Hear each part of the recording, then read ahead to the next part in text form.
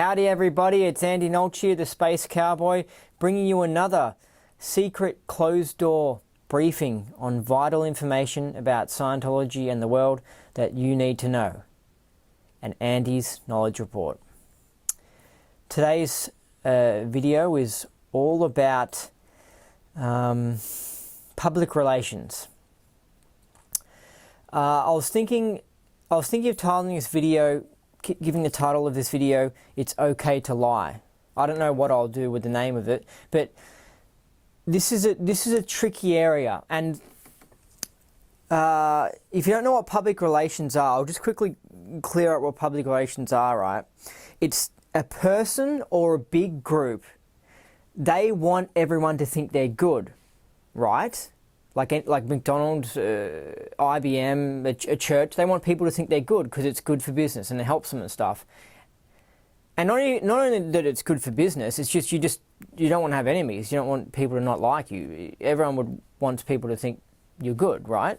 So when it comes to a corporation, they do public relations where they, let's say, for example, they might give money to a charity, or they might just do things that make them look good. And the Church of Scientology does things with its PR, its public relations, to make it look good and better. And L. Ron Hubbard wrote admin tech on, you know, how to do PR and all that sort of stuff. And I'm going to read a little bit of it. But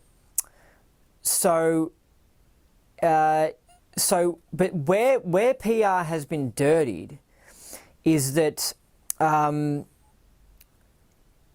what happened was that this shifty guy, this shifty SP, really smart guy, but one of these top SPs where they're really smart and talented, but they're really twisted and perverted. And what happened was in the early part of like the 20th century, like I think around 1950, I think he might have even invented the word public relations because the word propaganda had a bad connotation, right? And he changed it to public relations or something. And this Edward Bernays guy, he ruined public relations in general because he introduced the whole idea of lying into public relations. So instead of a corporation actually being good and then doing things so that people think that they're good, right? What they started to do is they started to make PR just with lies. So like it says that they donated this much to a charity, or it says this and that, so that they appear that they're good, but they're actually not good at all. And so what that means is that if you're clever and you're good at doing this PR version of lying, you could have a corporation that does really bad things and it's just really bad, or a government, or a person, because you could apply it to your life. Yet if you're good with your PR and you're shifty and you trick people and stuff, you can make them think that you are good. And that's what the idea that this stupid Bernays guy started, because he studied psychoanalysis and stuff, and he understood how people had insecurities and stuff. His uncle was Sigmund Freud, and he was just manipulative, like a classic 1-1, in that they're shifty, and they also naturally they just enjoy lying to people. So if you put them in a public relations department, they're going to lie. They lie for no reason at all. Like they just enjoy being shifty. And Hubbard mentions this all the time, how they lie for no reason. He puts it in his fiction books. Like a character who's a 1-1 toned or just low toned will just lie, and it'll be like, why did you lie? There was no point in that lie. And sometimes they just lie for no, like they're just in such a habit of lying, they just literally lie for no reason. And it's just like, they're such twisted, perverted people. They've just gotten in a habit, or they've got some surfac that they're in this, it benefits them in life, they think, to lie all the time. Anyway, so this really evil guy, Edward Bernays, started working for corporations, and he kicked off this public relations thing, so that then of course not only was at the start, he was sort of the first public relations guy, but then all these other public relations guys come in. So all these other shifty 1-1s who 21 years old, what career am I going to choose? And just goes into these shifty little things. And so it started up, he was responsible for contributing massively to the corruption of the world, literally the whole world. That's how epic it is. And what you got at the moment is we've got corrupt governments. That's the stuff that's been like taken over by corporations and stuff, and corporations that are corrupt, that are like putting crap stuff in your food and that are ripping you off and shit. And they've all got PR guys working for them, putting out lies, so no one really knows how dodgy they are. And so Edward Bernays started this. See, because if I had a department of a corporation, for example, and I was concerned that society, let's say I was making some crazy rocket ship and lefties were getting really scared, like, oh, Andy's making a rocket ship, because lefties get scared of just anything, like, oh, it's unusual, a different idea, oh, scared. Anyway, so I would say, okay, let's just put out some information to show them. I'll have a public relations department, I'll go, let's show some information on how this rocket is good and stuff. But that's because I'm good, and I wouldn't have a corporation that just screws up people's lives, because it's just, you know, it's the golden rule. You treat others how you want to be treated and stuff, and it's bad karma, and it's just, it's a stupid way to play your game. You want to have a fun game. You don't want to have a crazy, messed up game where there's all these damaged people and crazy corporations. But of course, when you've got all these shifty PR guys, and when we've got a certain percentage of the population that are just low-toned and are bad, they get into corporation, they get into the PR departments and stuff, and they put out lies and stuff. So instead of fixing the problem in the corporation, if they're doing something wrong, they cover it up with PR, and they hide it and stuff, and then they just get away with being really dodgy. So this Bernays guy really contributed to corrupting America and just adding in lies. Like he did some really crazy stuff. Like he was a part of war propaganda, like for the government and stuff. And so the government, if they wanted to get into a war or something like that, he would design PR in order to make war seem like you need to have a war and it's a good thing. And so he had no sense of what's right or wrong, because it's actually pretty funny. He's like trolling life. Like he's evil, but you can actually laugh at him, because he literally trolls the whole of life. Like he trolls everyone. Like he like trolled women and got them interested in smoking cigarettes, because he said that it makes them think they're powerful, and just all this bullshit stuff. And he tricked all these people into supporting a war when there wasn't even a war. So he's just a prankster little smartass runt. 1.1, and he sits there. You can watch a documentary. It's really good, called "A Century of Self." You've got to watch this one. This is one of those top documentaries. There's also another one on Hitler that you should watch. That's called "The Greatest Story Never Told." And I'm not saying I'm a supporter of Hitler, but in that documentary, it gives you the other point of view. It gives you the German side's point of view of World War II, and it enables you to realize how much we've been bullshitted to and stuff. And that documentary goes for like 6 hours. So it's epic. So that's called The Greatest Story Never Told. And this other one you've got to watch, which is like 3 hours long on YouTube, you can find it, called The Century of Self. Gold. It explains so much bullshit. It talks about government mind control and all this sort of stuff. Bernays is also responsible for bringing psychoanalysis over to America, and he helped promote it and all this sort of stuff, and he just brought all these psych ideas into the society, and it's messed up in that. Hubbard talks about it in Mission Earth.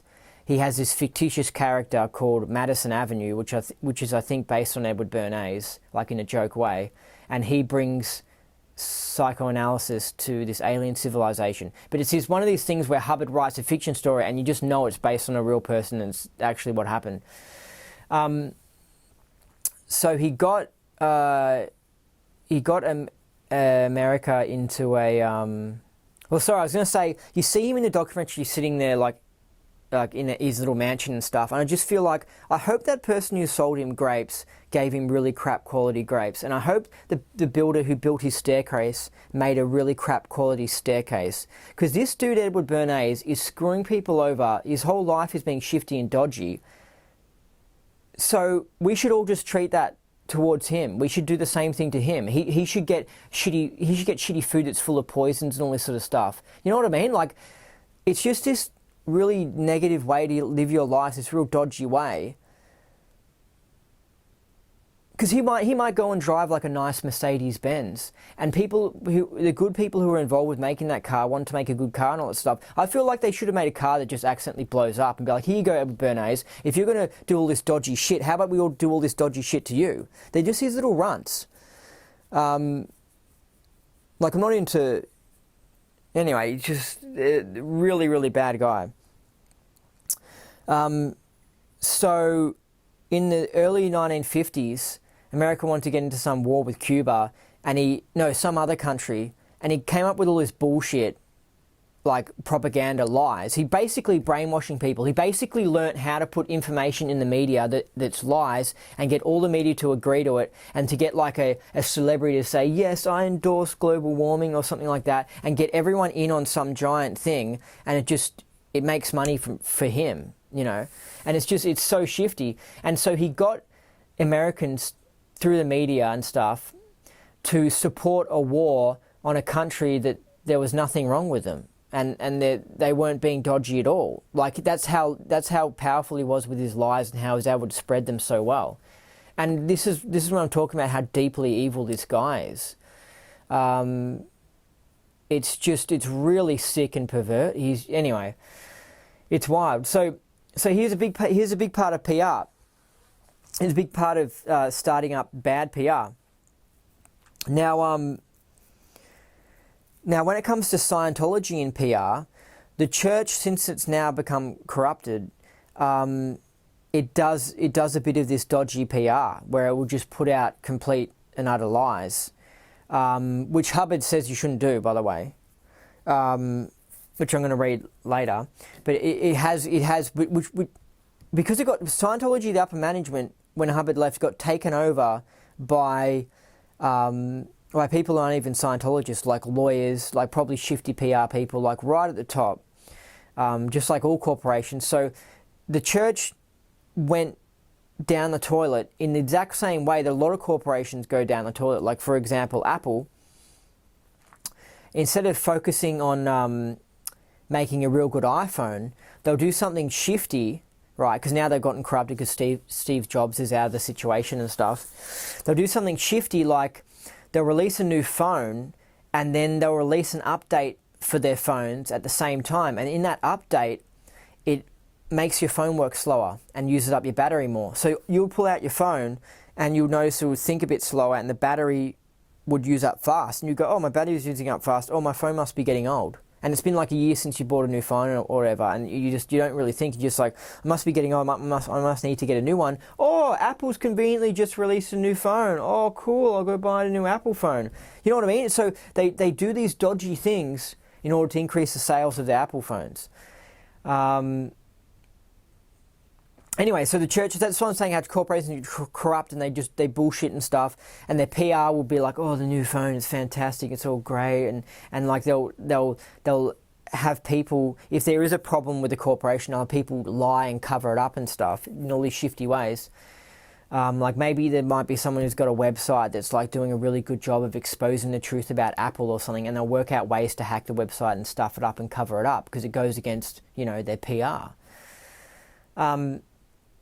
So the church fell into the hands of the same people who run the corporations and all this sort of stuff, all these shifty people. So the church got involved in this bad lying PR. Probably, I feel like the word bullshit PR is probably a better way to describe it, because it's bullshit PR. It's not actually good public relations. Actually good public relations is actually making a good proper burger and a good proper restaurant. You know what I mean? Not putting in dodgy ingredients, then trying to cover it up with these nice ads and making the restaurant look nice and clean and really spiffy and really good. So people are like, wow, this is really good. Then pay like a top university food expert to say, yes, McDonald's has the best food ever. It's so good, and to cover up. You know what I mean? Like this is the sorts of things that Edward Bernays introduced, like shifty things like that, for like a food company to pay a scientist to make a scientific report saying, like a Harvard scientist pay him off, like secretly, to make a report saying McDonald's food's fantastic, and it's just like it's really healthy for you, and it's just a fucking lie. You know what I mean? And we're the victims of this shit because we grow up eating this crap. And we get unhealthy and die at a young age. So that's why also whenever I do anything, if I get upset or whatever, it's because I'm a victim here. You know what I mean? I'm not just fighting the New World Order and the corruption in order to make things better for little kids today and stuff because I feel sorry for them. It's also the fact that I'm getting a little bit of revenge because I was the damn victim. You know what I mean? I was the one that had certain shit happen to me in my life and stuff that I didn't like and that sort of stuff, and I'm angry about it and I don't appreciate it. And you get more auditing so that you improve spiritually, so you're not as upset and that sort of stuff. But that doesn't mean that's going to stop me from solving a problem in the world and actually doing something about it. Because I don't think there's much else more to do in life than to play this game of taking on evil. Because what the fuck else is there to do? Like I can't see anything else to do. And this is a big game, and also I've got some revenge I've got to get on these people. And actually the more I get audited and the more I improve, the more I become determined and more I work out what the truth is and what I want to do and how to solve the problem. But anyway, so what are we up to? Well, that public relations.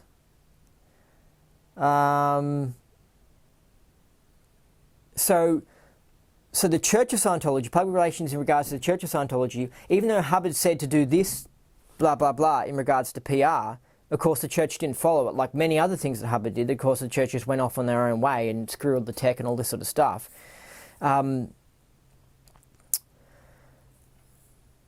But Hubbard does have some writings on PR, and I want to mention them because he makes a good point. So I'm not sure where this is from, but obviously it's something about some article he wrote about PR or something. It says, any lie will either blunt the communication or end the communication off one day with revulsion. You know, because it pisses people off. Like if a corporation does this, pisses people off, or a corporation or a church. Handling truth is a touchy business also. Oh, hold on a second. Yeah, before I read this. Yes, but there is a thing where Scientology is different to other things, right? And yeah, where if you're making burgers at a burger shop, that's different. Okay, you got a burger corporation.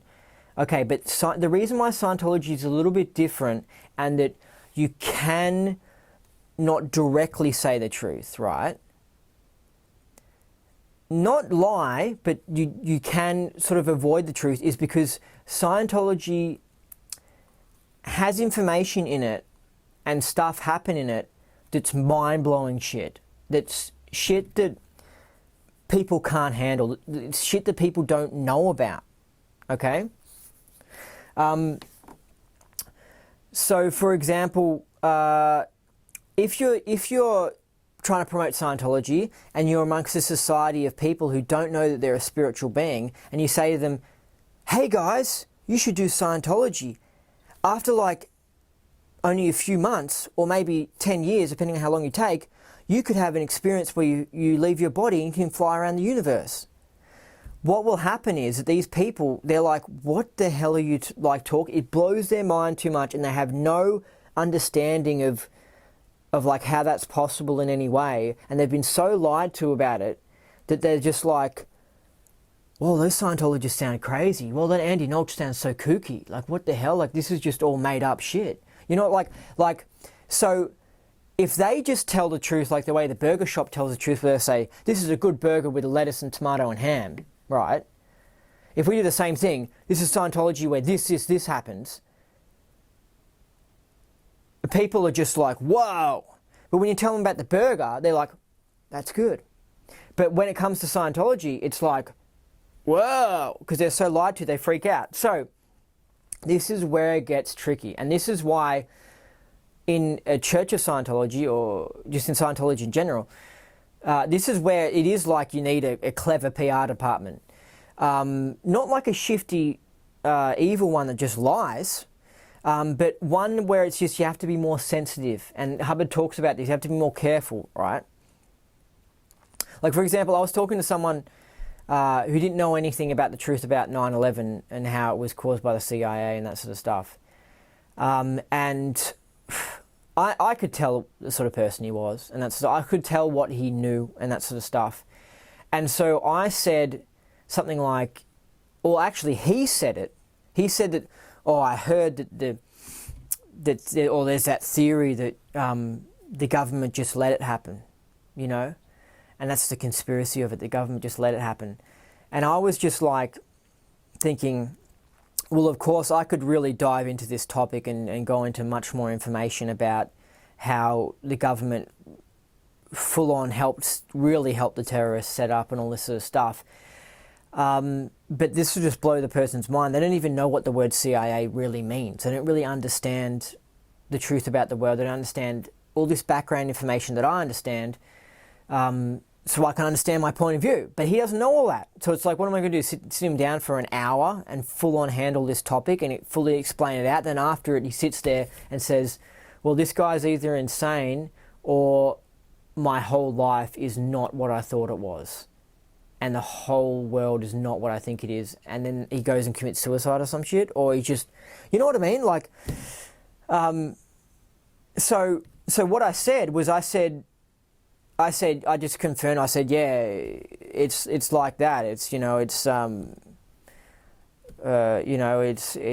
like, yeah, they probably, and even more than that, they probably not only helped, like they might have helped them or something like that. That's what I said. I was like, yeah, the government found out about the terrorists and they just let it happen or whatever. They want to happen to start a war or something like that.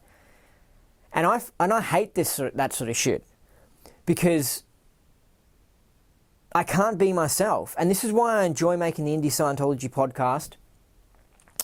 And I enjoy making these videos. Because it's communicating with people who I can actually talk to. You know what I mean? I can actually say what I think. And I don't have to do weird things where I say, yeah, it might have been it's probably that and stuff. Like, because I feel I'm being shifty and deceptive and stuff. But I don't like the idea of having to have a filter when I talk and having to think before I talk. I like just being able to unload it. That's what's great about the Indie Scientology podcast. It's just an unloading of just, here it is, here's the information. No holes barred. No like, is this going to offend this person? I hate walking around going, am I going to offend this? Am I going to cause this? Or blah, blah, blah, having to double think things. It's just like, no, that's how it is, This is what I mean. And that's what's good about Scientology, is because you can really open up. They've got this high communication level and you can just say stuff, You can say, hey, I might be on a mission from like another part of the galaxy, or like you can really start really saying shit, And that's what people like a lot when they get into it, because when they get around an auditor, they really like the fact that the auditors just listen to them and don't challenge them or argue with them. I like that a lot when I first started auditing. I was like, wow, I can actually say my point of view without getting shot down. Anyway, so see how the 9/11 example is a good example of how if you just say the truth, sometimes it can have the effect of like bad PR, right? So another example would be that I believe that the government's working with aliens in secret underground bases. I haven't seen the bases personally, and I'm not 100% sure, but I've looked at a lot of stuff and heard a lot of things, and it sounds very likely. Now, if I just came out and said that, sometimes some people it's too much, it blows their mind too much, and they also might think that I'm a nutter, even though I don't have a history of mental health problems and stuff. Like I've never been on like psychotic medications. I've never been running around going, you hear voices or anything like that. I just felt a bit depressed, or pretty heavily depressed in like 2009. But that wasn't a crazy thing. That was just, and that was like, now that I know it took me years to cure it with all this stuff I've been doing, but I was having some allergic reactions and I was working a boring job and it just weighed me down and I was being suppressed and stuff, so I just felt depressed and sad. But it was never a crazy thing. Craziness is a total other ball game to depression. You know what I mean? Depression's just like you feel down and blah, blah, blah. But crazy is just like, whoa, like they're just... It's wild, the craziness thing. It's just they've got like split personalities, and they need to go into psych wards and all this sort of stuff. And I was never anywhere near that. I only saw a psychiatrist like 3 times. You see what I mean? So I just want to clear that up because I'm talking about some really deep stuff in this video. So people will hear, oh, he said something about depression. Maybe he is crazy. You know what I mean? So I just want to really clear that up, okay? I saw a psychiatrist in like 2010 like 3 times. 4 times, and it was a waste of money, and it was just like talking to someone like complaining about your life, and then them going, yeah, no, but you are blah, blah, blah. Anyway, so I stopped going because it was silly. So people would think if you say that sort of stuff, like about the UFO sort of stuff, the aliens and underground bases, they just think you're crazy and stuff. But it's just like, no. It's because the truth is crazy. That's why. Truth is stranger than fiction. It's really wild. And there are like former astronauts. There are really top people like presidents and shit who have seen UFOs and who have said that they know about the underground bases and aliens and shit. So this is why I believe this stuff. You know what I mean? But if you live just a normal lifestyle and you've been hidden away from the truth and you haven't been going into these unusual things on the internet, your whole world point of view is just totally normal and just you don't know anything about these underground bases, for example, right? Anyway, so when it comes to Scientology and how it's a sensitive topic, right, and it's something that people just don't even understand, this is why it can be hard to disseminate and promote Scientology and stuff, because it's just like, whoa, how the hell do you explain this? Like, for example, someone might say, what happened to, why is Scientology bad, or Scientology is bad, and am I just going to say, well, what actually happened to the Church of Scientology is that it seems that it got taken over by like the CIA, the IRS, or evil people, or like the New World Order, or even possibly like aliens that are possibly behind the scenes running this shit, from like that have come to Earth or whatever, and these are, and they ran the church into the ground after Hubbard passed away.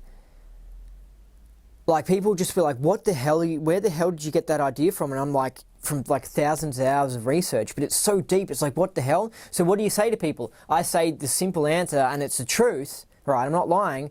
I go, the church went bad after Hubbard left because some bad people took it over, right?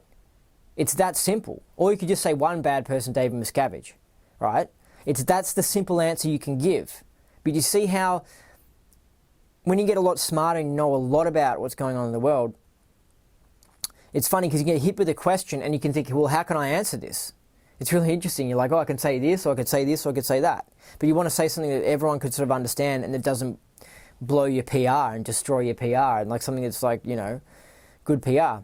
So that's why I would say, in these videos I'll go into more detail, but in real life I would say that the answer, you know, that some bad people took it over after he left, because they can actually understand that. But if I had met someone who was, you know, like Alex Jones, for example, right? And I was talking to him, right? And he asked me what happened to the Church of Scientology. That is when I would actually unload the stuff about the CIA possibly taking it over, and even the New World Order taking it over and stuff, because he understands it and he doesn't go, oh, Andy's crazy. He goes, no, I know what you mean. Because he's already researched like what they did to the Black Panther movement. He's got all this other back information. You see what I mean? So like when you're designing PR and you're looking to talk to people, you've got to realize who you're talking to. If you're talking to a monkey, you're talking to a monkey. If you're talking to someone who doesn't know about 9/11, you're talking about someone who doesn't know about 9/11. If you're talking about someone who knows about the CIA but doesn't know about 9/11, then you can talk a little bit more because they know about CIA and their understanding of things. So you've got to tailor things. And if you're talking to a whole mixture of people, you have to just go with a real generic thing that's the best common denominator. Yeah, so do you see what I mean? So this is what Hubbard said. He said, Any lie will either blunt the communication or end off the communication one day with revulsion. Handling truth is a touchy business also. You don't have to tell everything you know. That would jam the comm line too. Tell an acceptable truth. Now, I just want to mention this because these stupid people, these Scientology haters go, Hubbard, and Chris Shelton go, Hubbard, acceptable truth. Instead of saying lie, Hubbard changed it to acceptable truth. No, there's a big difference between lying and acceptable truth. And the fact that you would pick on this point, Chris Shelton, shows that you don't understand the point that's trying to be expressed. You don't understand what he means by acceptable truth. You literally don't have an understanding of this. You don't. You need to watch like this whole video and then study other things to try and work out what's going on. That's why Chris Shelton isn't that bright, you know? Well, sorry. I think it's more he's got emotional issues, so he's not willing to apply his intelligence towards Scientology because he hates the topic so much. So I'll continue reading, but there's a big difference, and he says this, there's a big difference between acceptable truth and lying. Because people say that Hubbard was being shifty by, instead of just saying, hey, you should lie about Scientology, because that will cause problems, say, you should say an acceptable truth. No, he was actually talking about a whole different idea, and it's really intelligent. You have to try and understand it, okay? He says here, tell an acceptable truth. Agreement with one's message is what PR is seeking to achieve. Thus, the message must compare to the personal experience of the audience. See what I mean? The personal experience. So if you say shit about alien bases or whatever, they're just like, whoa! Like, but if you're at a UFO lecture event and you're saying alien bases, they'll be like, oh, okay, yeah, I've heard about that. You know what I mean? Thus, the message must compare to the personal experience of the audience. You know, you don't tell an 8-year-old certain stuff that a 32-year-old woman you'd tell. Like, you know what I mean? They're different. So PR becomes a technique of communicating an acceptable truth and which will gain the desirable result. I'll read that again. So PR becomes a technique of communicating an acceptable truth and which will gain the desirable... Sorry, the computer stuffed something up here and I don't know, it might say again. Anyway. So PR becomes the technique of communicating an acceptable truth and which will gain the desirable result. If there's no chance of obtaining a desirable result and the truth would injure, then talk about something else. So here again, he says, he's not saying lie, but he's just saying avoid talking about it because it's too much. You know what I mean? Like if someone asked a question that's like about Scientology, like... something real deep, maybe let's say talk about the leaving bodies thing. They ask about that, and you can tell that person doesn't really know anything about this and is going to get set off if you say, yeah, we leave our bodies and stuff. So if they ask you about it, you try and just avoid it. So again, he's not advocating lying. He's just saying just try and avoid it because it's not going to help you. Like you're doing a TV interview and you're talking about Scientology and they might ask you a hard question. It's just like it's better to try and avoid these questions, you know. So Chris Shelton, you idiot. Again, he's not trying to lie. There's no lying going on here. If one is trying to PR an abuse into decay... okay, PR and abuse into decay. He obtains a desirable result by documenting the truth. Okay, so let's say there's been some scandal or problem with your organisation or church or corporation. And so you put out PR to try and counteract that so that it decays away. The bad information out there about your corporation goes away into decay. And he says this is risky behaviour, right? He says a dangerous activity in itself. He goes, he obtains a desirable result by documenting the truth. So in that situation, right, you want to get, if you're going to be doing this risky behavior, and the reason why it's risky is because if you're mentioning the thing that was wrong with your corporation, you're forwarding the enemy line. You know what I mean? Like you're saying, oh, you know, the reason why we had this scandal with the burger and stuff was because blah, blah, blah, blah. And then you bring it up again. We had the scandal with the burger because of blah, blah, blah. You're telling people about that scandal and you're almost promoting it in itself. So that's why it's kind of risky. But there is a point where maybe your burgers have been really picked on because something bad happened, and you have to like try and explain how you're fixing up the problem with the burger and all that sort of stuff. So you the way you handle it is you give them the truth. So you just tell them what actually happened and explained it. And because what there would be is there'll be lies. Because it actually says if one is trying to PR an abuse into decay, so it might be an abuse like the rival burger company is trying to bag out your burger and say it's really bad, and they're saying, oh, there's lies about it and stuff, just like the way the psychiatrists say lies about Scientology and the New World Order attack it and say lies about it. If you're going to handle that in a TV interview or something, then, and you want it to go away and decay away, so you handle it by telling the truth. So you say, no, this is what really happened. You correct them on the lies that have been spread about your corporation. So let's say there was some rumor that your corporation, the CEO was a slut, a real hot slut, and she was having sex with everyone, and you're like, oh my God, we have to handle this problem with the PR. And apparently she was only a little bit of a slut, right? But then it just exploded, right? The lies. Then you have to give them the truth. You have to correct the situation because there's bad PR about everyone thinking your company's run by a slut. And you have to say, look, this is what happened. She slept with 2 guys and that was it. Like it wasn't, and then she had a problem with someone else, and then that started this lie rumor spread. And so it wasn't really true. It's been exaggerated, and you give them the truth of the situation, and then that'll, hopefully people will start going, oh, we think good of your corporation. You know what I mean? So you're just saying how to handle these things. But he never said to lie about her and her slutness, did he? He never said that. Because obviously if your thingo's a slut, then you shouldn't go and lie about it, because he said earlier you don't lie. What you should do is you should then replace the CEO and then just focus on the positive and say, yeah, that was the stuff up with that CEO because she was just slutting around, you know? So like, again, he's not saying to lie. But using the dead agent caper is quite enough almost always. The use of R not only involves truth, it involves... Sorry, just if you don't know what dead agent is, it's when someone's attacking your organisation with lies in the media or whatever, you point out how that person's dodgy because they are.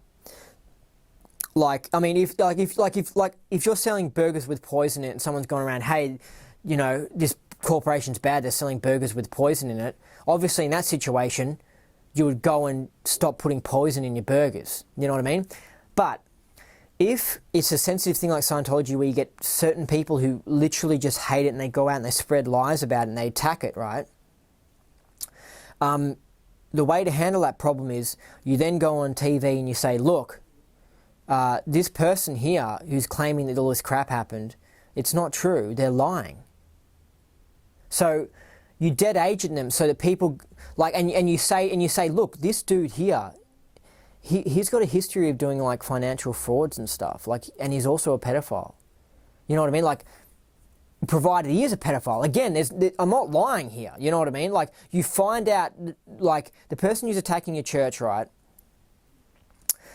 They're lying, right? And then you find out their history, you find out if they've been doing dodgy stuff and all this sort of stuff, and then you tell people, look, this guy's no good. You can't trust what he says about our church. He's a freaking pedophile. Like, he's got a bad history, you know. Don't listen to him. And there's other people go, yeah, I can't trust what he says. This guy does have a history of dodgy financial crimes. Maybe I shouldn't believe what he says about the church. So you've dead agented him. He's no longer an agent. He's dead now. You can't, people, the media and the news reporters won't listen to anything he's saying because they're just like, oh, you're going to be lying again. That's what dead agent is. So he says, but using the dead agent caper is quite enough almost always.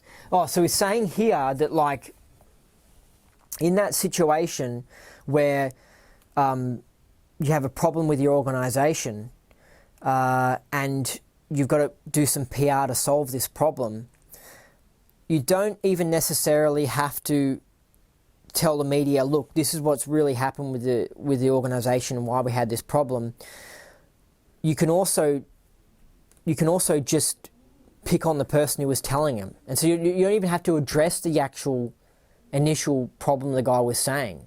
And you can just go in and you can attack the dude and just say, look, the dude's fucked up, like he's a pedophile and shit, he's making this stuff up. And there might be a little bit of truth to it. And it's like, you don't even have to bother addressing that. He's just saying, you're sitting there arguing about lies spread by a scumbag. So just tell the media person, news reporter, look, this guy's a scumbag. We shouldn't listen or trust anything he says, and just leave it at that. See what I mean? This is almost like arguing warfare. This is talking about and teaching you how to argue and stuff. But again, there's no lies here. No lies. The use of reality not only involves truth, it involves acceptable truth. Here's where it gets interesting. And that involves the fixed opinions of another or others and their experience. Yes, you have to understand people have these things called fixed opinions. These like surf act sort of things where they're trapped in a certain way. And like a way that they think about things, right? And so if you're going to go and say to them, hey man, you can do this and you can like float out of your body and levitate or something like that, right? I mean, if you're talking to some Indian shaman, his fixed ideas, he doesn't really have a fixed idea on that. He probably thinks, yeah, I've seen someone do it or whatever in India, like my home country, like 2 weeks ago I saw someone do it or something, you know what I mean? But like, well, let's say, for example, apparently there are people who don't even need to eat food. They just meditate every day and they look at the sun. And they haven't even eaten for like 70 years. 70 years. See how, if you never heard that before, and I remember when I first heard it, you're like, whoa, is this video that Andy's making a troll video? Is he actually being serious? And it's just like, and Hubbard says this sort of stuff all the time, like in high up levels.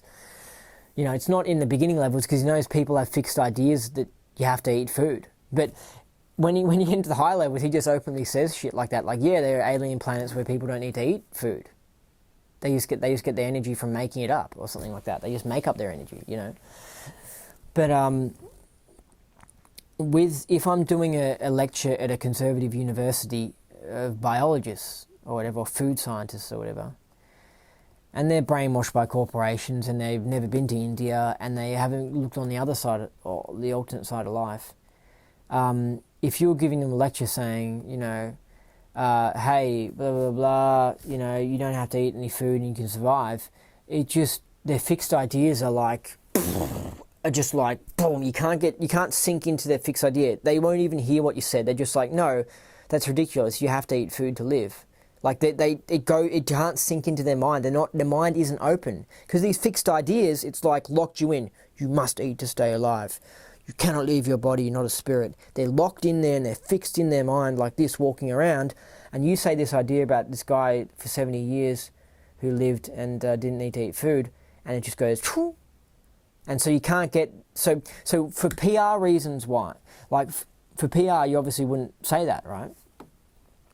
So you have to understand, you have to look at them and go, what sort of fixed ideas? You have to learn how to judge people. And this is why, I remember Jonathan Burke, what did he say? He goes, Scientologists are really judgy. And I think the reason why you probably become more judgy as a Scientologist is because you become smarter and you start looking at people's tone scales and you start understanding about things like these fixed ideas and surfax and stuff.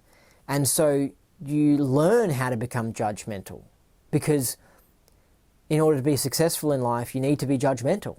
Like if you want to have a successful burger joint, you need to be judgmental. Especially if you want to have a successful Scientology center, you need to be judgmental. You need to realize, hold on, who am I talking to here? Am I talking to Alex Jones? Or am I talking to Richard Dawkins? You know what I mean? And what are their fixed ideas? Because they've got different fixed ideas. And what is Madonna's fixed idea? They're all got their own, when you're talking to someone, you got to learn how to judge them. You have to judge. You have to be like, okay, so what's this person's fixed idea? So when you're doing this PR, what's the fixed idea? You know what I mean?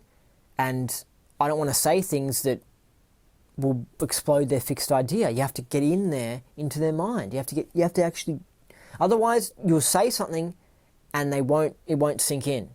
Because you have to understand that the people you're communicating to, they're not top-level Scientologists or top-level spiritual people and stuff.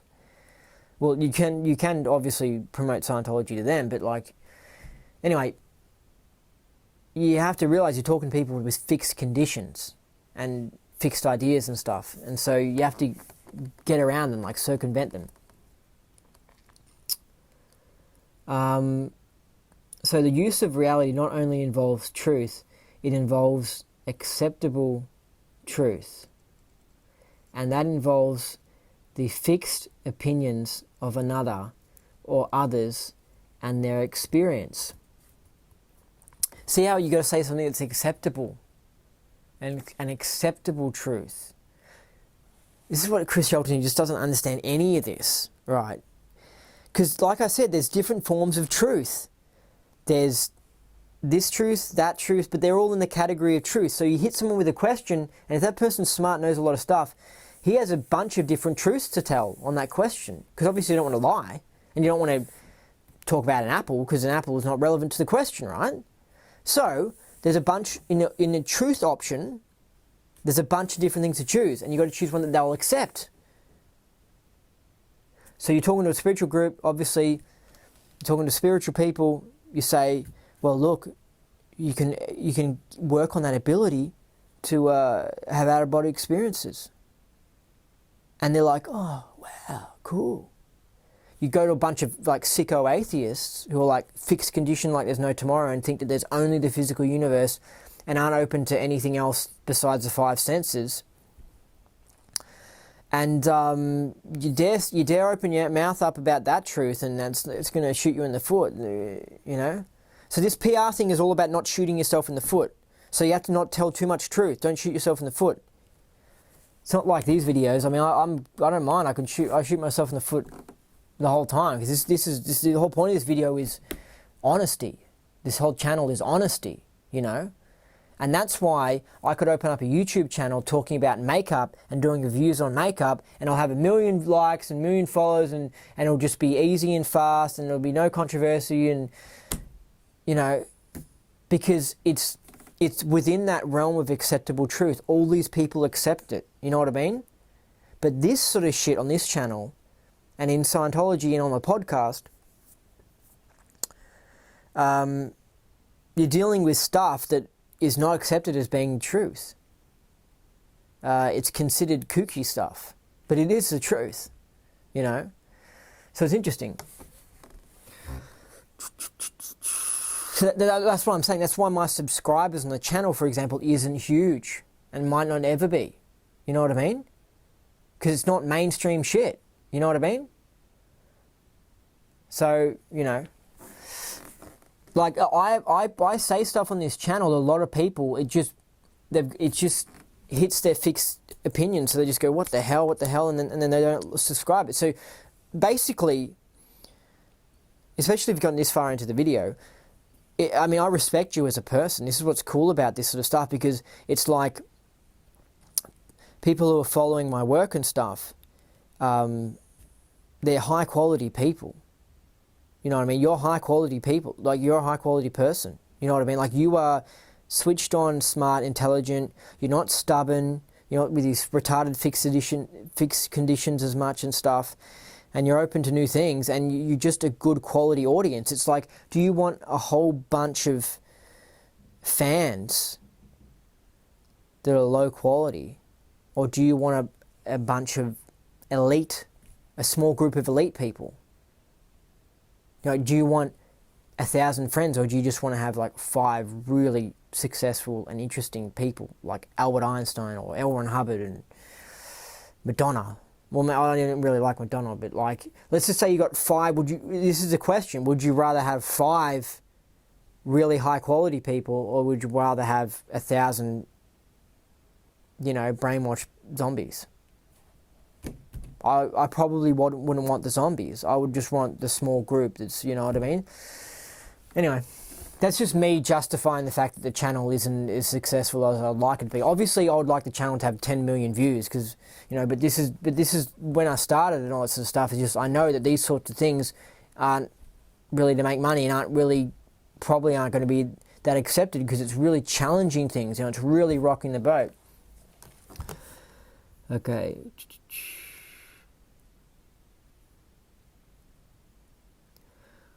All this is contained in the subject of reality. What is the reality of another or others? This involves surveys.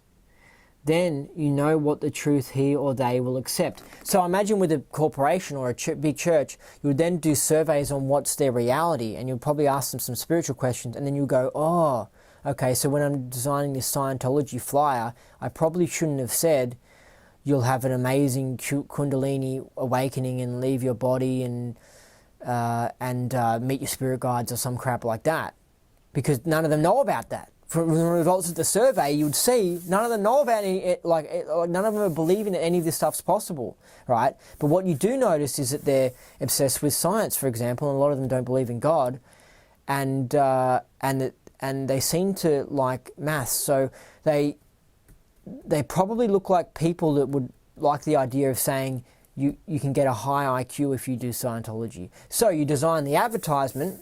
This way, advertising, you have to be clever. You design the advertisement saying, try Scientology, it will raise your IQ. See what I mean? And you find that out by surveys. But there's no lying going on here. Again, there's no lying. But this is what good PR is, you know what I mean? But it can easily, see how it can easily get corrupted into that people can just do shifty things and put in lies and stuff. They can really, the ones who like to be, they like to do artistic lying, they really can go off tap with public relations. So you get them in charge of a corporation, they just start doing wild shit.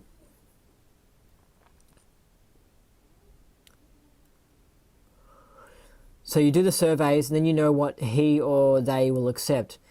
Imagination in PR is not limited at all. It takes lots of imagination, but the imagination should be devoted to how the truth is made acceptable. See, again, he was saying, yeah, but don't tell lies. He goes, imagination should be devoted to how the truth is made acceptable to the reality of others and how the comm is delivered. Yeah, see, it's not just that, you have to say something that's not going to go against their fixed opinions, right? It's also how you say it to them. So if you go, "Brrrah," that can smack them in the face. But if you say, blah, blah, blah, and you ease them into it with a 20-second answer to the hard question, then you can get them to believe it. Do you know what I mean? So you have to be a bit careful. You have to be careful about the words you use. Don't just go, it's not, what I'm saying is it's not just a matter of selecting the truth that you want to choose. It's also how you deliver that truth that can modify it. You know what I mean? It's kind of like the volume, I guess. It's not what song. You not only choose a song, but also you put it at the level that the person likes. As an old lady, she wants a nice and peaceful volume. You know what I mean? A totally imaginary statement or story is quite useful so long as it is known to be imaginary and not passed off as truth.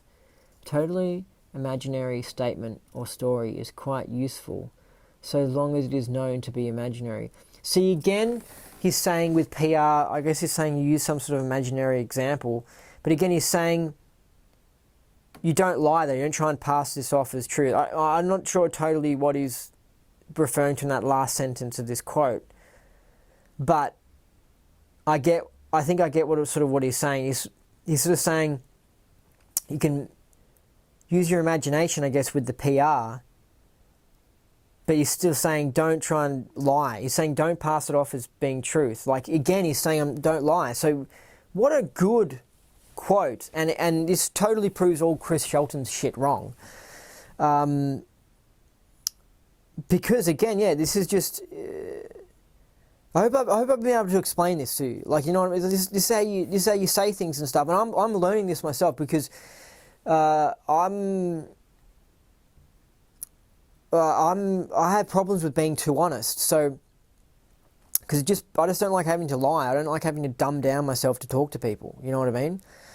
But it's just how it is. You know, you're dealing with people with aberrations and with lack of knowledge and with fixed opinions and victims, and you know what I mean? It's just, I guess PR is just a matter of being polite, really. Because if you don't use PR that much, you can really offend people. Trump, for example, I mean, he's not really good at PR, but he sort of ran on that, and people liked the fact that he just said it as it is, and that's what people got excited about, you know what I mean? But if he was going to use PR, for example, his statement about the Mexicans and them being rapists, right?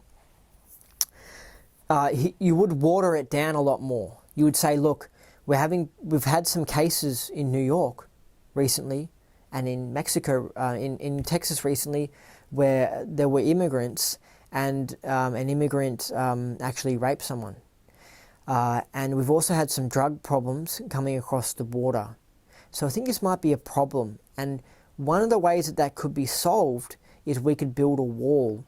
We might look into that as being a possibility. We could build a wall, because there are some of these Mexicans that are causing problems. But, you know, I love my housekeeper who's Mexican. She's great. And Mexicans in general are really good. But there's a small percentage of them that come across the border that aren't that good.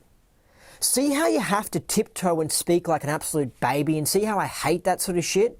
I like people who just say it how it is.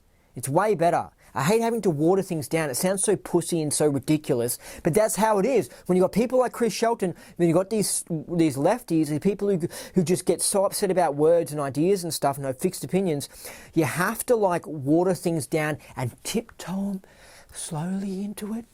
Yes, maybe a wall building might be good, and just maybe, just think, I might be making this up. Like, I'm not sure at all, but maybe some Mexicans might not be good in this country. Maybe just 0.1% of the Mexicans might actually be worse for this country. I can't imagine trying to think with that idea. I can't imagine. It's crazy, isn't it? It's so bad to think that. I shouldn't be saying this, should I? No, immigration's really good. It's really good, but maybe some of them might actually be bad. See how you have to, like, this is how, if Trump wanted to not offend all the lefties when he was trying to get voted in, he would basically have to become this fake character of this wussy little thing, and you have to say, we might have a wall. We might need to build a wall. Instead of just laying out the truth as it is, where we know for sure some of the Mexicans are bad. Not all of them, but some of them are bad. Immigration has been causing some problems in the country. Let's build a wall. Let's get into it. You know what I mean? Which is the way I would want to talk and the way Trump would want to talk. But these lefties start going, oh my God, it's Hitler. And they literally just have hernias. So that's why I don't like it, because you basically have to be fake. You have to go, oh my God, I'm talking to 2-year-olds now. All right. Maybe I heard actually that some drugs come across the border. And you have to just go into this ridiculous situation, you know, and this is how politicians learn how to speak and stuff. But this is what I like about Trump, because he just says it how it is, and everyone likes that, because they're sick of people twisting them and bullshitting them and giving these PR answers. So, you know, so again, with the Trump example, it's not like he's lying. He's not lying. Like if he was to water down his statement about the Mexicans or whatever, it's not like he's lying. But it kind of is a bit him saying maybe some of them are not good and like acting like this little wuss. It's kind of lying almost, like, because he probably really does know that some of them are rapists. Really, some of them are. Even if it's only 1%, but some of them are rapists, you know. And by him saying maybe they might be rapists, that's a lie. That's like me saying, that's like me with the 9/11 example saying 9/11 might have the government might have let it happen. I'm not really, maybe. Like, it's just like, when you have to say that to someone because you don't want to blow their mind, you feel like you're lying, but then you have to realize you're talking to a little kid. It's like, you're not going to sit down with your 7-year-old son and full on tell the truth. You know what I mean? So you have to understand, some adults have the intellect of a 7-year-old kid. You know what I mean? And they're not that evolved. They're not that evolved. So you have to be real careful what you say. With a little kid, it's just, you have to talk to them that certain way. So it's the same with adults. I think the reason I don't like it is because it makes me go, oh my God, I can't believe I have to communicate to an adult like this. Like, it makes me go, oh my God, I'm in this crazy science fiction movie. Like, it just repulses me to think that people can be so unevolved and so dumbed down and so polluted. And I think it reminds me of the whole corruption of Earth and how they've been brainwashed by corporations and governments and possibly manipulated by these ETs that have been using them as slaves and shit. And it's just like, it's just wild, you know. Like, for example, the Men in Black, right? There's certain people here on Earth that hide information about the fossil record, for example, so that people don't know that they've found fossils with humans in them from millions of years ago, when we apparently shouldn't have been evolved. We shouldn't have been around. Like, we were long-distant monkeys back then, apparently. Yet there's human bodies back then. And so, but instead of releasing that, they cover up and hide it, you know?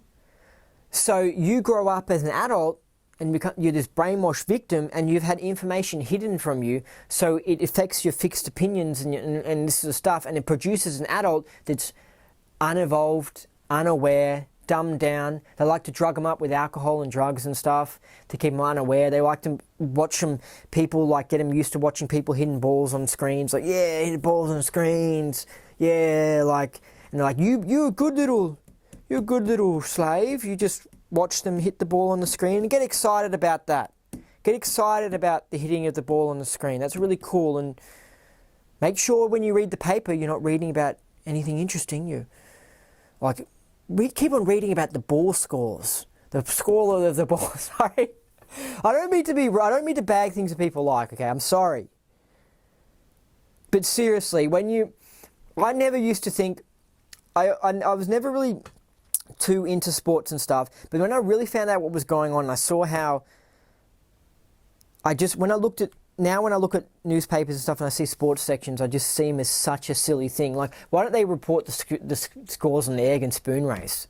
You know what I mean? Like, it's just so, like, it's just silly. Like, there's all this amazing stuff going on. There's all these cool things. People should be in their rooms learning how to get their psychic abilities back, learning remote viewing courses and doing Scientology and reading awesome things and stuff, and watching crazy sci-fi movies and stuff.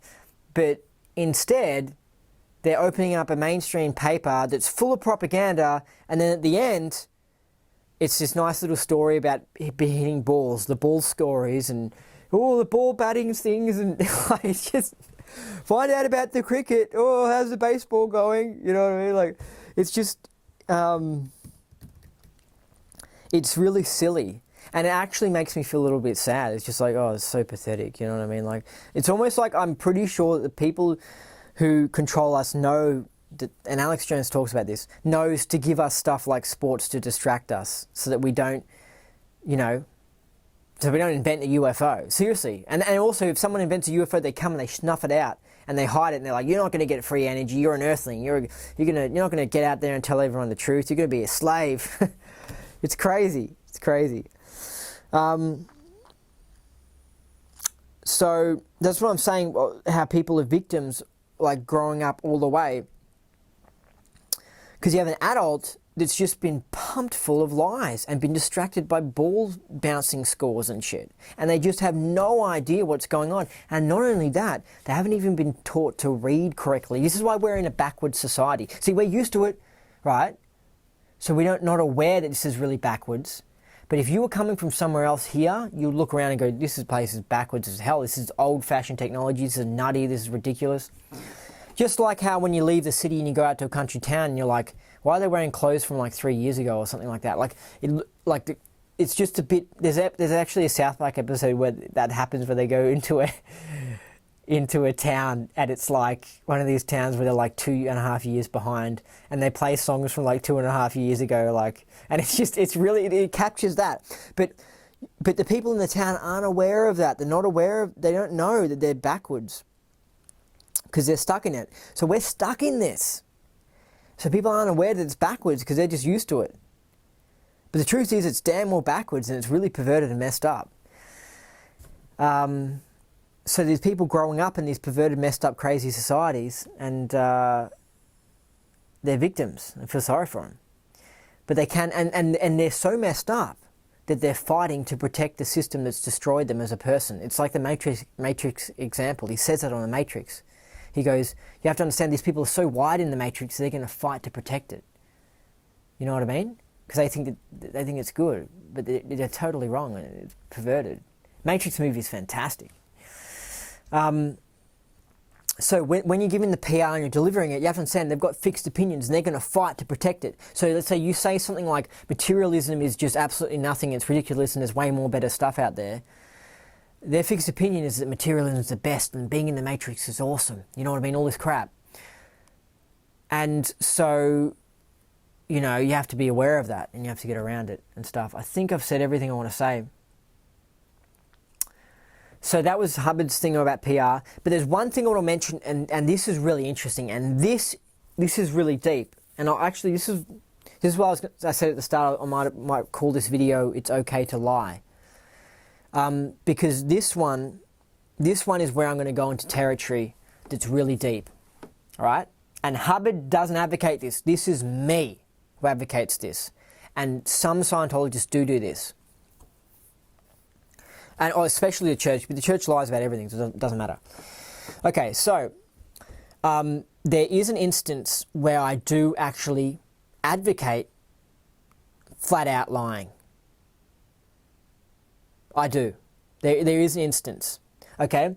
I think you should, like what Hubbard says, you should give an acceptable truth, and then if there is no acceptable truth and you have to handle something that's the person doesn't want to hear, Hubbard says here as well, try and avoid mentioning it, right?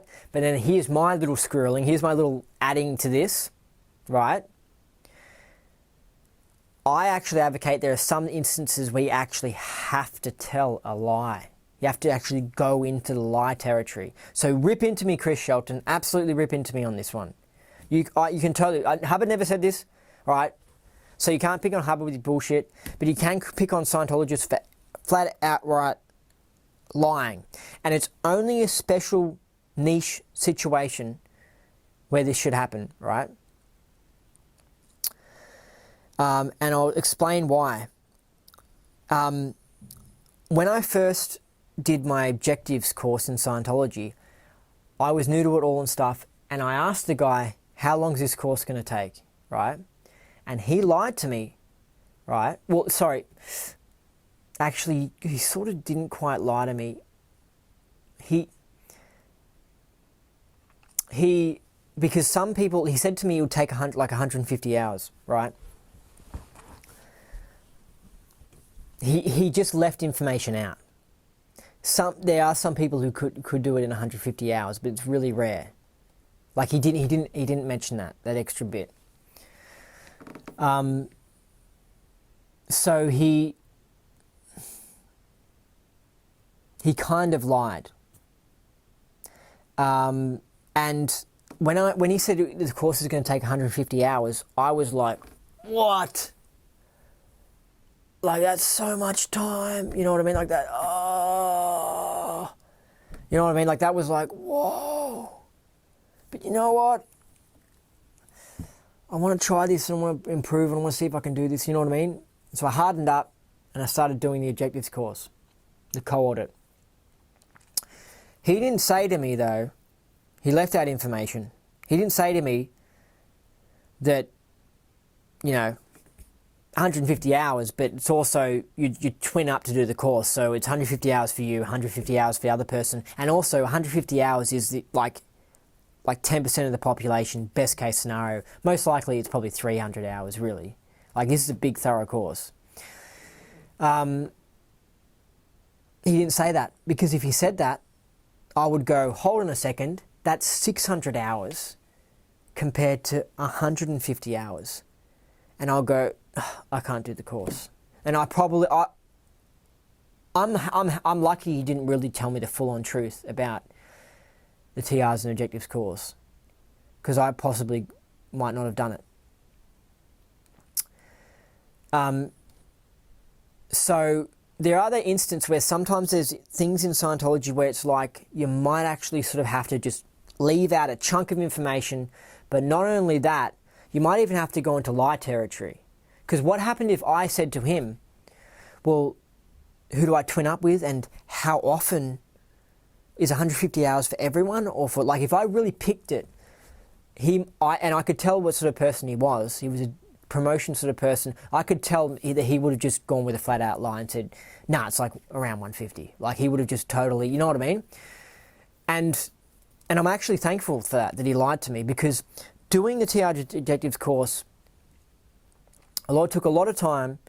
It was Scientology, and it's one of the best things I've ever done in my life. And I look back on it, and I'm totally happy I'd done it, and it opened up my mind and improved my abilities, and it woke me up to the truth about the Matrix and everything. And if he'd told the truth, if I'd pressed him further about that question, and if he had told the truth, I could have never have gone on this awakening that I've gone on. I could never be where I am today, and I could have actually possibly be dead by now. Like, that's had really, because I was unhappy back then. Like, life was shit. It was hard and that sort of stuff. I was willing to go traveling for a bit, but I was planning on just probably committing suicide when I was 30, after I just looked around a bit, because I just didn't like it. I thought, this is just crap. I don't enjoy this. I don't enjoy all the hard work, and I had some of the allergy problems, and it was just like, I didn't even know I had allergy problems as well. That's the thing as well. I was so dumbed down. We're so dumbed down, we don't even know what's wrong with us, you know. I couldn't even read, you know what I mean? Scientology teaches you how to read. It's just amazing. It really does. You think, if you're not a Scientologist, right, and you listen to this, you might think you can read, but until you do Scientology, you don't realize that there's different levels of comprehension. You actually learn how to read and study properly, and you're like, whoa, now I know how to read, and I can actually understand things. Whereas before, it was like I was just getting this wishy-washy, crappy version of reading. So I'm thankful that this guy, what was his name? His name was Jules, just for Melbourne people to mention, because he's well known. He's been around the church since like the early 90s. Jules, he said to me 150 hours. I didn't press him further, but 150 hours was kind of a lie. And if I had pressed him further, I reckon he would have said, nah, on average it's 150 hours. That's what it says, or you go, that's what it says on the estimated time or something like that. Because he knows, like me, who's been a Scientologist now for like 7 years, I know that sometimes in unique situations you do have to actually lie. Because if you said to them 600 hours, they wouldn't do it. And I've come across another group I noticed, I think, called Avatar, which is a spiritual group. They did a similar thing, in that if you sort of, the truth, they understand. I noticed when I was asking them about the course and I was finding out about it, because I did a little bit of the intro courses, that they understood that, you know, it's too deep to sometimes tell people the truth, and it will put them off doing the course, and that would sort of, you know, not really be honest in how long the time the course would take. Because they knew that what they were doing was wakening people up to the truth, and it was really important, and they didn't want to put people off. You know what I mean? And so I do advocate, if someone comes up to you and asks you how long this course might take, I advocate kind of lying. I actually sort of advocate that. And I know it seems wrong and all that sort of stuff, but it's just like, it scares me now to think that Div 6 working guy Jules years ago, it scares me to think he would tell the truth. If he had told me the truth back then, I could have said, oh man, I'm too busy to do Scientology, and gone off and just been like, and not done it. And I've had so much gain from Scientology. It's the best thing I've ever done. It's so important. I've been saved as a being that, you know, I'm so happy that that guy lied me and got me keen on this course, on doing this course, because it was fantastic. So this is where the lie does enter it, and it gets really complicated and a bit weird, Scientology, in that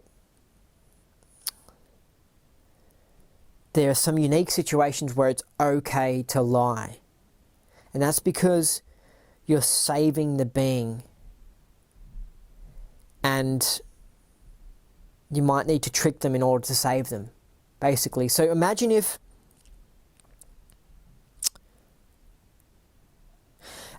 you've got someone who's drinking poison every day, and you've got something that's a substitute for poison, but it's not actually poison, but it looks like it, tastes like it.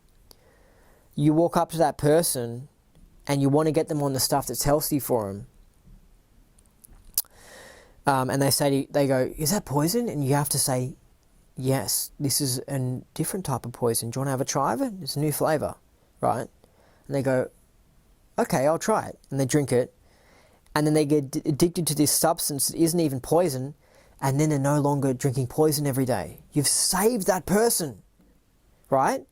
Is it wrong then to lie? This is a deep philosophical thing, and this is probably what the ancient Greeks were talking about. When is it okay to lie? Like, is it wrong to lie in that situation? I would say not at all. Doing the good thing was actually tricking the guy and getting the guy to drink the poison substitute that just tastes like it but isn't really poison. Lying to him in that situation was a good thing. So you see how I hate lies, I hate bullshit, I hate this bullshit PR and all this confusing stuff, but that doesn't mean I'm totally against the use of a lie. Sometimes you might need to lie, and I barely ever do it, really. Even in these videos, I barely ever say a lie. But I would say I'm truthful like 99% of the time.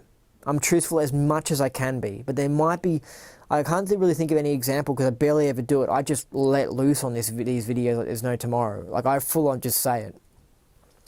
But I'm sure in all these videos there would be one where I full on actually said a direct lie.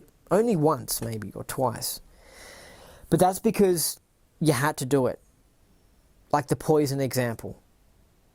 So Chris Shelton, you know, is it wrong to lie if you're getting someone addicted to something that's not poison?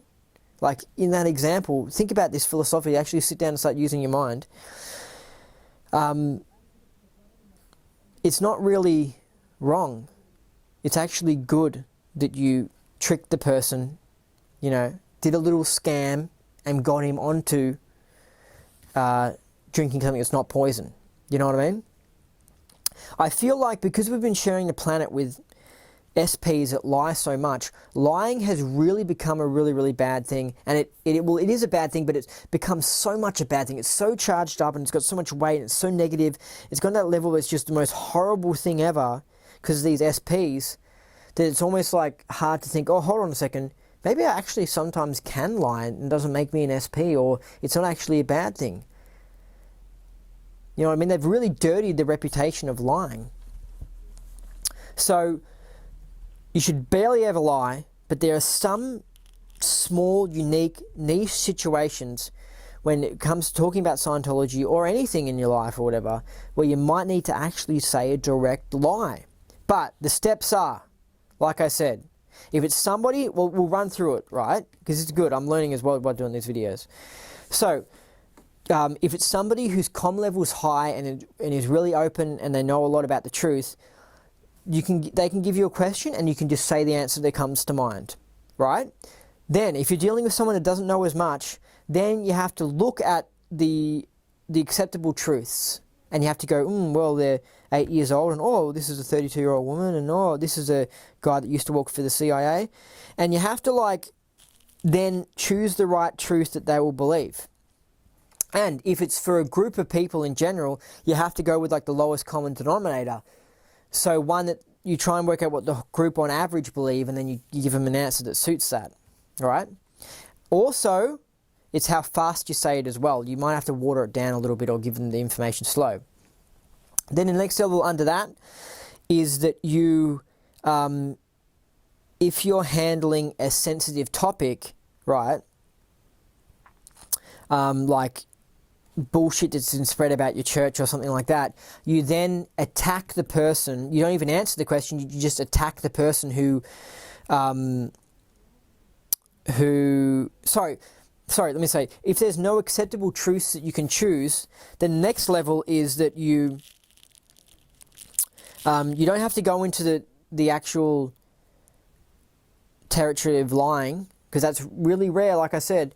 You attack the person who was saying something bad to you, and you say, look, this guy was running scams and stuff, you can't trust what he says, and they go, yeah. And so you dead agent him. So you do the dead agent thing.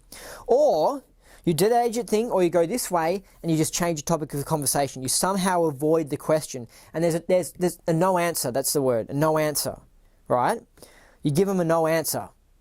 So what was the one? The first one, just the answer that comes to mind with the person with a high comm level.